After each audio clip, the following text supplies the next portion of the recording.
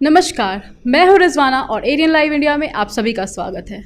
आज हमारे साथ जुड़ी हुई हैं भाजपा की नेत्री कुमारी बबीता, जो पेशे से अभिवक्ता भी हैं, समाज सेविका भी हैं और साथ ही साथ वहां की बेटी और बहू भी हैं। लखीसराय विधानसभा क्षेत्र के वर्तमान विधायक विजय कुमार के खिलाफ भाजपा प्रत्याशी के रूप में दावा किया है। आपका आधार क्या है? लखीसराय विधानसभा मेरा कर्म क्षेत्र, मेरा जन्म क्षेत्र, मेरा धर्म क्षेत्र है।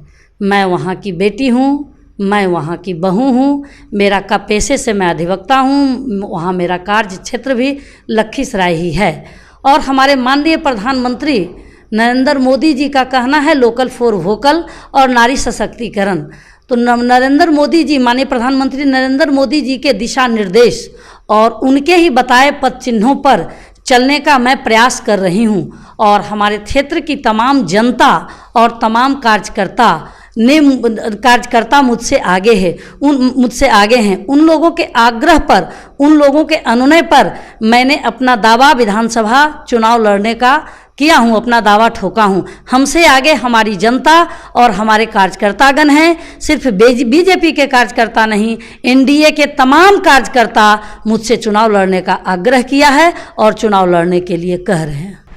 जैसा कि हम लोग जानते हैं कि हमारा समाज पुरुष प्रधान समाज है, तो हम जानना चाहेंगे कि आप जीतने के बाद महिलाओं के लिए क्या नया लाएंगे? देखिए, आपने कहा पुरुष प्रधान समाज, बहुत पहले का समय ये सही में था।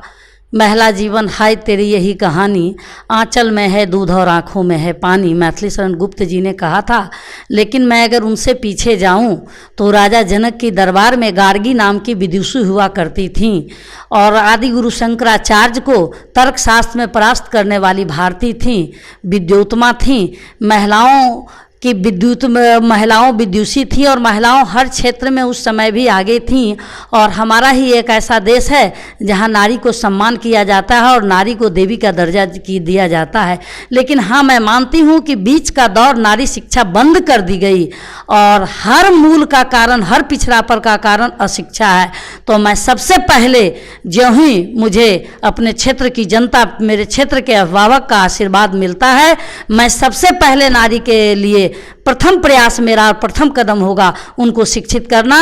मैं लखीसराय में चाहूँगी कि विश्वविद्यालय हो, लड़की के लिए, महिलाओं के लिए एक अच्छा सा महाविद्यालय हो। सबसे पहले उनको शिक्षित करके सशक्त बनाऊंगी। अब हम लोग जानना चाहेंगे कि इस मोर्चे में आपके साथ कितने लोग आपके साथ? की मिट्टी मेरे सर आँखों पे है और वहीं की मिट्टी धूल धूसरित मैं होके उठते गिरते बजरते माँ पिताजी के गोद में खेलते और बड़ी हुई हूँ। वहाँ की हर जन समस्याओं से मैं अवगत हूँ। वहाँ की मैं चाह हूँ, वहाँ की मैं राह हूँ, वहाँ की मैं पसंद हूँ, वहाँ की मैं स्वाभिमान हूँ, वहाँ की मैं अभिमान हूँ।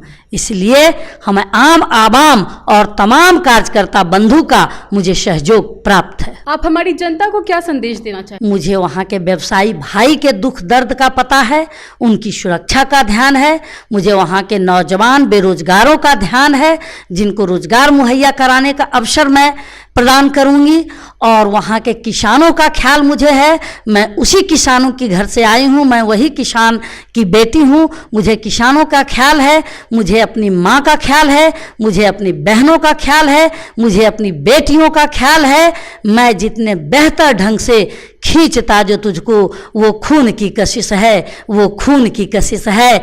मुझे उस मिट्टी से जो लगाव होगा वो बाहरी का लगाव नहीं होगा। और मैं आपके इस चैनल के माध्यम से अपने अभिभावक गण और अपने गार्जियन से ये शक्ति मांगती हूँ और प्रभु से मैं इच्छा मांगती हूँ कि जिस निमित्त आपने मुझे इस धरती पे लाया और वहाँ की फूल बना के, वहाँ की धूल बना के मुझे आपने दिया, आप मुझे वो शक्ति दें कि मैं उनकी इच्छा और आकांक्षा पर खड़ा उतर सकूं, उनके हक और हुकूक की लड़ाई लड़ सकूं और उनकी अभिमान और स्वाभिमान बन सकूं।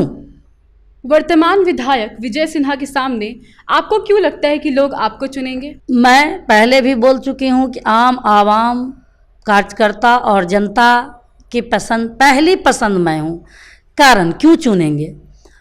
जब से उन्होंने 10 साल से, उनका कार्यकाल से एक भी जनता और कार्यकर्ता खुश नहीं है। उन्होंने कार्यकर्ता को अपमानित करने का काम किया है।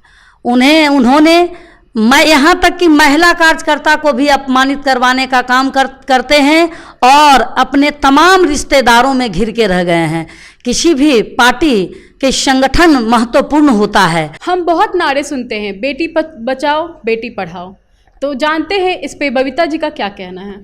जी, मैंने तो कहा कि हमारे माननीय प्रधानमंत्री मोदी जी ने बेटी और बेटी पढ़ाओ और बेटी बचाओ बेटी बढ़ाओ के लिए अनेकों कार्यक्रम चलाए हैं और उनके मैं उस कार्यक्रम में लगातार प्रखंड और पंचायत जा कर मैं सहयोग करके लड़की को शिक्षित करने का काम कर रही हूँ। चूँकि बता दूँ मैं सारे मूल अशिक्षा है। सबसे पहले शिक्षा जरूरी है, शिक्षा जरूरी है। शिक्षा जैसे ही महिलाएं शिक्षित होगी स्वयं सारी समस्याओं का निदान हो जाएगा। बेटी बढ़ेगी, बेटी पढ़ेगी, बेटी बचेगी। बहुत खूब। आज की इस खास पेशकश में बस इतना ही। बाकी देश दुनिया की खबरों के लिए जुड़े रहे एरियन लाइव इंडिया से। तब तक के लिए नमस्कार।